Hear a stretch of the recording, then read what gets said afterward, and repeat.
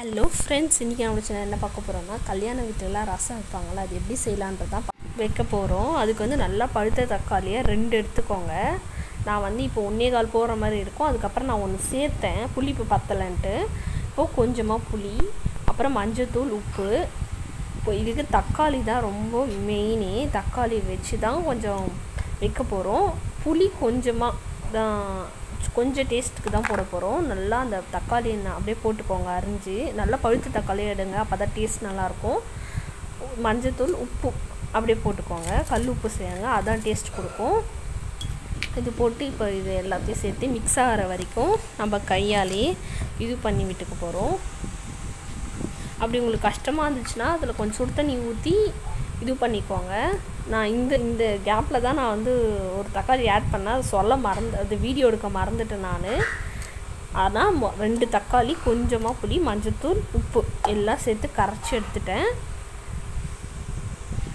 இப்போது தேவையான அளவு தண்ணி ஊற்றிக்கோங்க. ஊற்றிட்டு உப்புலாம் கரெக்டாக இருக்கான்னு செக் பண்ணிக்கோங்க. அவ்வளோதான். இப்போ வந்து இதை தாளிச்சிக்கலாம். அதுக்கு வந்து ஒரு கடாய் வச்சுருக்கேன். கடாயில் வந்து 1 ஸ்பூன் எண்ணெய் ஊற்றிருக்கேன். எண்ணெய் காஞ்சதும் கடுகு போட்டுக்கலாம்.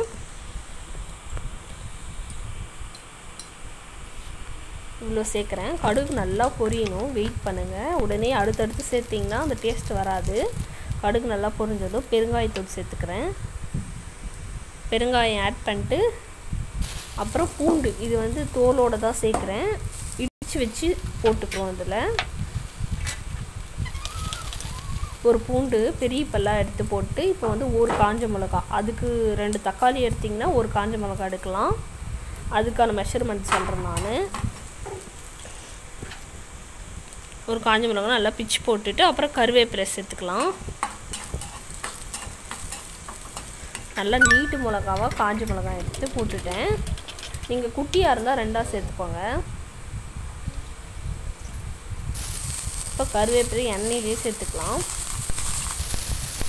நல்லா காஞ்ச மிளகா ப்ரௌன் ஆகணும், அந்தளவுக்கு ஃப்ரை பண்ணிட்டு அதுக்கப்புறம் தக்காளி கரைச்சி வச்சுருக்கோம் இல்லையா, தக்காளி கலவை, அதில் வந்து தக்காளி வந்து தோல்லாம் இருக்கும், அதை வந்து எடுத்து நம்ம இப்படி போட்டு வதக்கிக்கலாம்.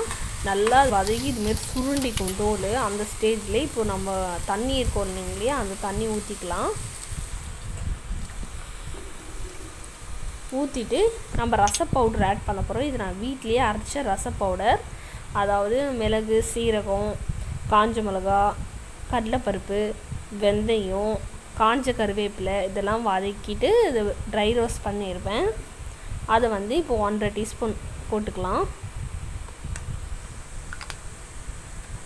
போட்டு கடைசியாக கொத்தமல்லி ஆட் பண்ணிக்கலாம்.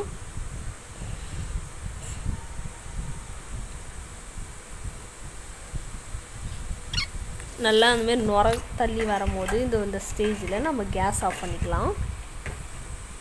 அவ்வளோதான். ரசத்தை நிறுத்திட்டு ஒரு பாத்திரத்தில் ட்ரான்ஸ்ஃபர் பண்ணிக்கலாம். இந்த வீடியோ உங்களுக்கு பிடிச்சிருந்தால் லைக் பண்ணுங்கள், கமெண்ட் பண்ணுங்கள், ஷேர் பண்ணுங்கள், மறக்காமல் சப்ஸ்கிரைப் பண்ணிக்கோங்க.